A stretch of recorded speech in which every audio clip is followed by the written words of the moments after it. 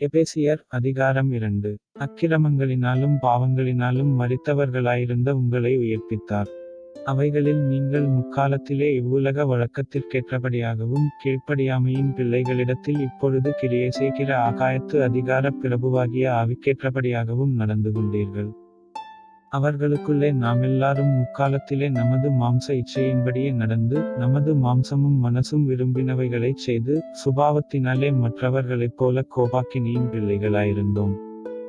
தேவனோ இரக்கத்தில் ஐசுவரியமுள்ளவராய் நம்மில் அன்புகூர்ந்த தம்முடைய மிகுந்த அன்பினாலே அக்கிரமங்களில் மரித்தவர்களாயிருந்த நம்மை கிறிஸ்துவுடனே கூட உயிர்ப்பித்தார். கிருபையினாலே இரட்சிக்கப்பட்டீர்கள். கிறிஸ்து இயேசுவுக்குள் அவர் நம்மிடத்தில் வைத்த தயவினாலே தம்முடைய கிருபையின் மகா மேன்மையான ஐசுவரியத்தை வருங்காலங்களில் விளங்கச் செய்வதற்காக கிறிஸ்து இயேசுவுக்குள் நம்மை அவரோடே கூட எழுப்பி உன்னதங்களிலே அவரோடே கூட உட்காரவும் செய்தார்.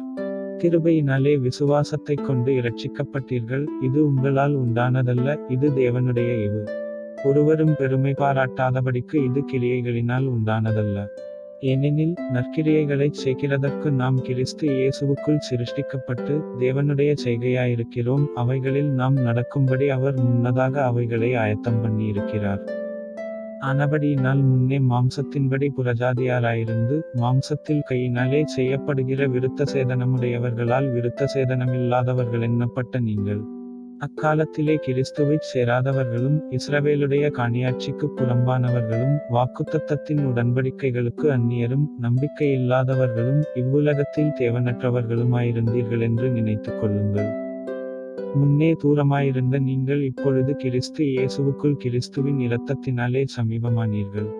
எப்படியெனில் அவரை நம்முடைய சமாதான காரணராகி இருதிறத்தாரையும் ஒன்றாக்கி பகையாக நின்ற பிரிவினையாகிய நடுச்சுவரை தகர்த்து சட்டதிட்டங்களாகிய நியாயப்பிரமாணத்தை தம்முடைய மாம்சத்தினாலே ஒழித்து இருதிறத்தாரையும் தமக்குள்ளாக ஒரே புதிய மனுஷனாகச் சிருஷ்டித்து இப்படிச் சமாதானம் பண்ணி பகையைச் சிலுவையினால் கொன்று அதனாலே இருதிறத்தாரையும் ஒரே சரீரமாக தேவனுக்கு ஒப்புரவாக்கினார்.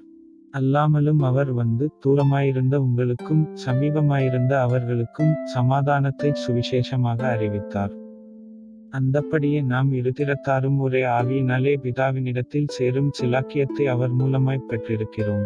ஆகையால் நீங்கள் இனி அந்நியரும் பரதேசிகளுமாயிராமல் பரிசுத்தவான்களோடே ஒரே நகரத்தாரும் தேவனுடைய வீட்டாருமாயிருந்து அப்போஸ்தலர் தீர்க்கதரிசிகள் என்பவர்களுடைய அஸ்திபாரத்தின் மேல் கட்டப்பட்டவர்களுமாயிருக்கிறீர்கள். அதற்கு இயேசு கிறிஸ்து தாமே மூலைக்கல்லாயிருக்கிறார். அவர் மேல் மாளிகை முழுவதும் இசைவாய் இணைக்கப்பட்டு கர்த்தருக்குள் பரிசுத்த ஆலயமாக எழும்புகிறது. அவர் மேல் நீங்களும் ஆவியினாலே தேவனுடைய வாசஸ்தலமாக கூட்டிக் கட்டப்பட்டு வருகிறீர்கள்.